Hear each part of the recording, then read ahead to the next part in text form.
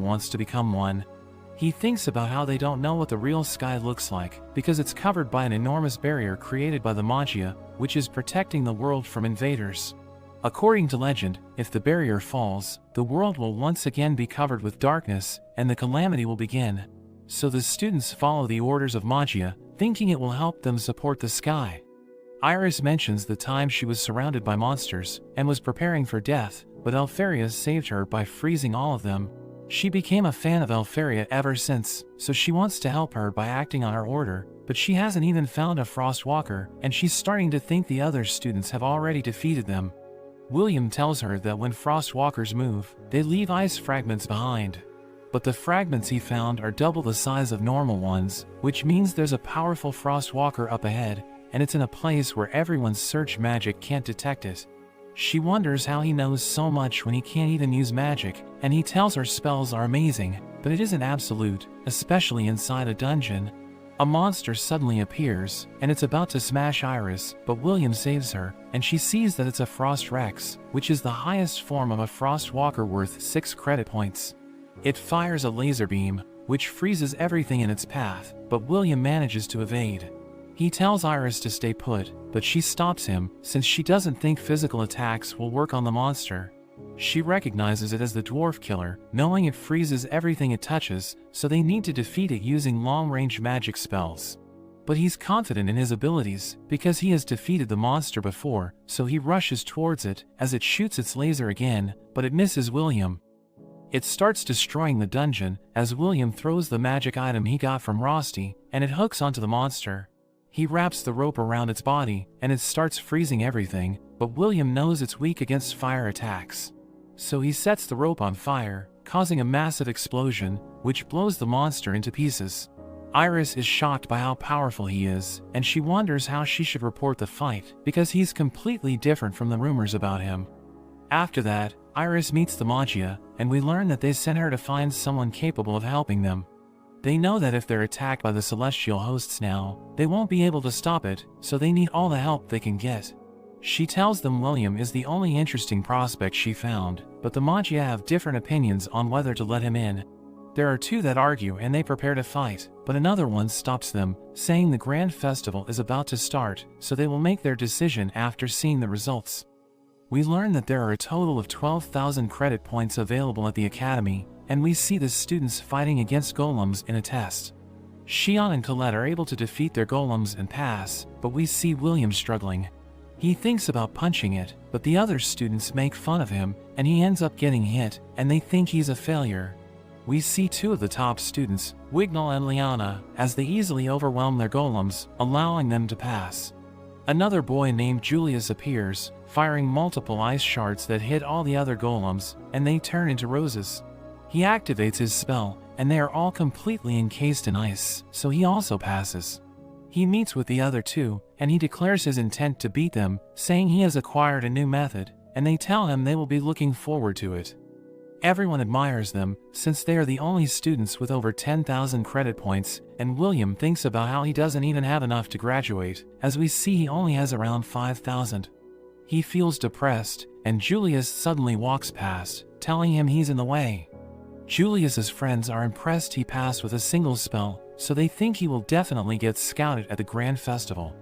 Colette has lunch with William, and she tells him the festival is also his chance to get scouted, because trying to advance without spell work is unrealistic.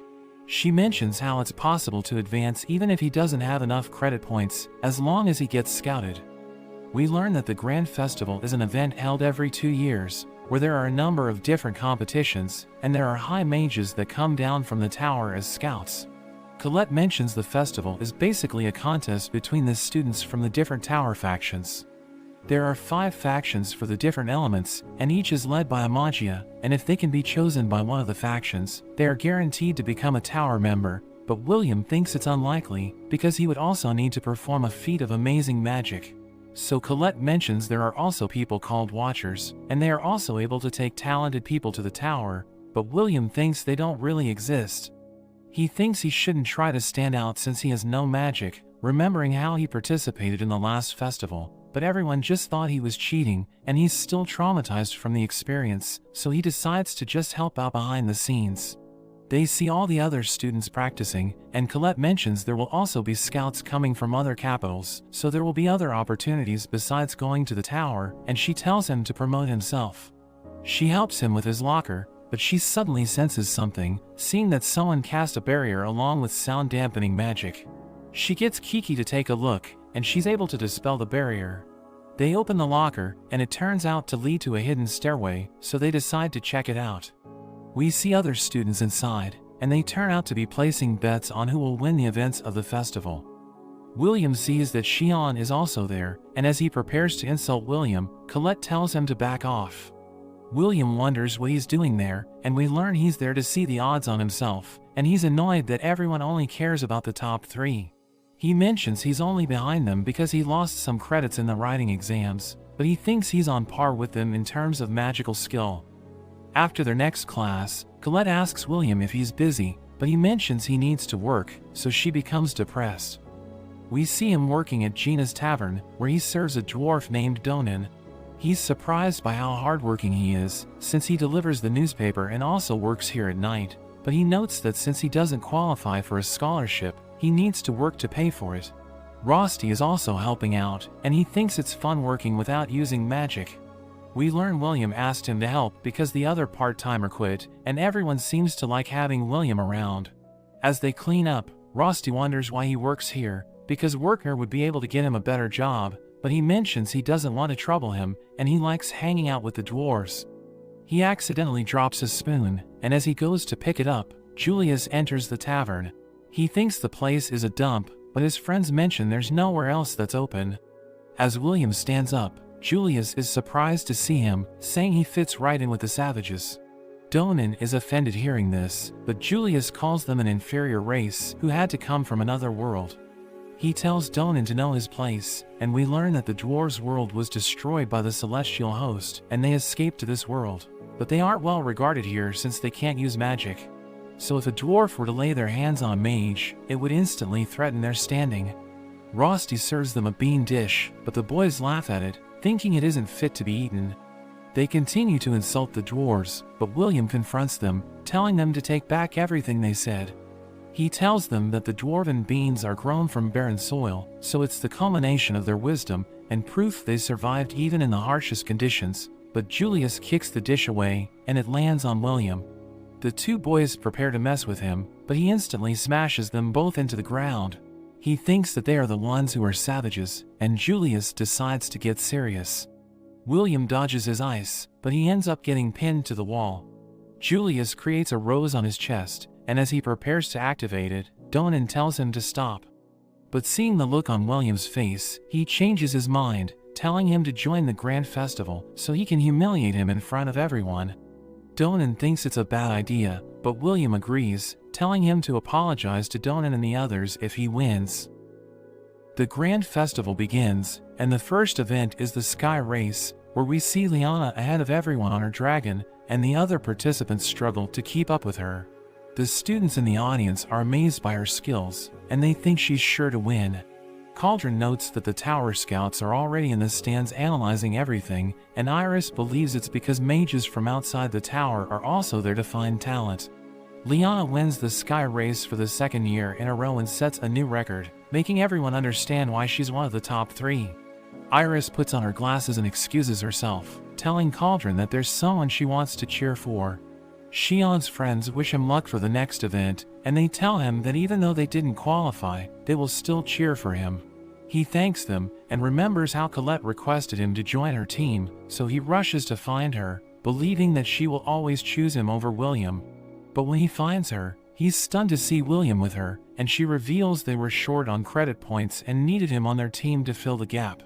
He's frustrated that a loser like William is participating in the event, and that they're on the same team, so he yells at him, but William ignores him and stares at Julius, who passes behind him. Colette reveals that William wants to defeat Julius, but Xian is angry for being ignored. The festival host named Mike announces the beginning of the afternoon events, and he introduces Edward as his guest commentator, calling him the most hated teacher in the academy, but Edward asks if he wants to die.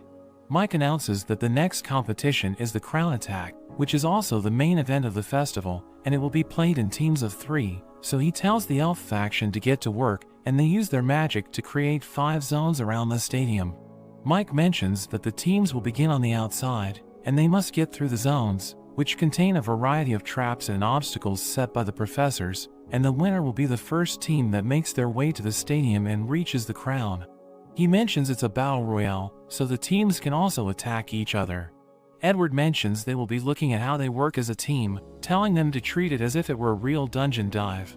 Mike mentions that all the top students are participating in this event, but the favorites to win are Wignall and Julius.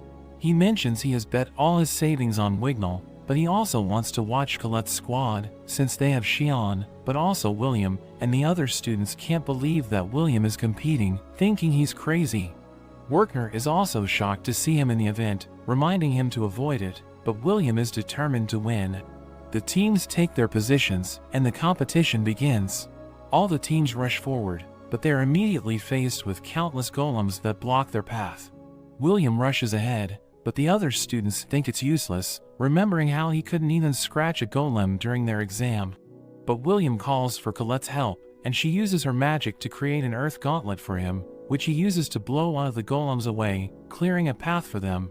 His strength leaves the audience shocked, and Colette mentions that even though William can't use magic, he isn't breaking the rules if he uses a magic gauntlet. Shion thinks about when William saved him, which made him disgusted with himself, so he trained himself until he almost died, but he realizes that William is still stronger than him. Their squad takes the lead, and they're the first ones into the Badland Zone, where there are giant cubes that attack with stone bullets, but William punches the ground, which raises a shield to block the attacks. He calls for Colette's help again, and she uses her earth magic to create a number of swords for him. He starts throwing them at the cubes, destroying them one by one, but he misses one of them, and he finishes it off by slashing it. Mike announces that they are ahead of everyone, while Shion's friends cope by saying it's all thanks to Colette's magic. The scouts are amazed by how fast William is, and Edward thinks it's his knowledge and experience that allows him to move with efficiency, while his reflexes allow him to attack so quickly, and Iris cheers for him to win. Meanwhile, 2 of the other teams are eliminated because they can't handle the traps, and Julius notices noise from the stadium, so his team reveals that William's squad is in the lead, but he tells them not to worry. William's team reaches the final zone called the Enchanted Woods, and after crossing it, they will reach the stadium, but they are suddenly surrounded by circle traps. He instantly cuts all of them, changing their directions so that they attack themselves. Mike wonders what Edward thinks, since he was the one who set up those traps, but he just seems annoyed. William approaches the stadium, but he knows that the closer they get, the more likely they will be to run into another team, so he decides to take a different route, and goes ahead of everyone to set a trap for Julius, but he is suddenly attacked by ice, as we see that Julius is already there. William wonders if he's alone, but Julius unleashes his next attack, throwing countless ice beams at William, but Shion starts melting the ice, and he starts to cast a powerful spell, but he uses it on William, and Colette barely makes a shield in time. There's a huge explosion which destroys the forest, and Shion tells Julius to go away, because he doesn't want anyone to interrupt his fight with William, while Colette and William can't believe their own teammate is acting so childish. Shion mentions he tried to be a good person for Colette, but he can't take it anymore. Julius suddenly creates a giant ice wall, trapping Colette behind it. William worries about her, but he's attacked by Shion and he loses his sword. He tells Shion it's not the time to fight, but he insists on it, telling him to pick up his sword. In a flashback, we learn the other students used to make fun of William since he didn't have any talent with magic, but Shion didn't like it, so he decided to take William as his underling, but William just ignored him, which made him angry, and ever since that day, he has despised William. Back in the present, William dodges Shion's attacks and hides behind a tree, but he unleashes his flame whip, which grabs William's leg and lifts him up, but he cuts the rope and saves himself. Shion notes that jumping and dodging his attacks won't do much. Shion invites him to attack, but William mentions their teammates, and he made a promise to Donan and the others to punish Julius, so he needs to fight him instead. Shion gets angry, telling William that if he doesn't fight back, he will destroy him, making him wonder if fighting is the only option left.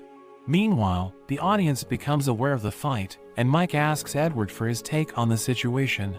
He reveals fighting with your own teammates is against the rules of the event, and the Tower Scouts will see it as a significant mark against them. Mike is surprised to see that Edward is happy about the fight between Shion and William, while others are upset about Shion's stupid decision to start a fight with his own team. Kiki is worried to see what's happening, while Rosti also wonders